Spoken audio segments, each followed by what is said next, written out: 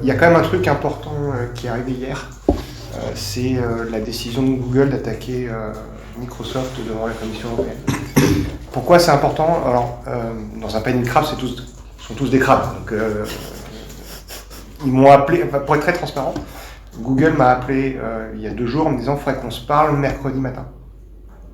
Donc ça sentait un truc dans ce style-là, et donc on s'est appelé hier matin, et ils m'ont dit on va faire une conférence de presse à 14h pour dire qu'on attaque Microsoft devant. Je leur ai dit c'est marrant parce que, un, je le sentais, mais deux, vous allez vous prendre quand même un argument dans les dents, c'est qu'aux États-Unis, vous êtes sous le coup d'une procédure qui est absolument identique. Et oui, je sais bien, mais bon, voilà. Ce qui est intéressant dans la discussion, enfin dans ce qu'ils font, c'est qu'ils demandent à l'Union européenne de sanctionner Microsoft.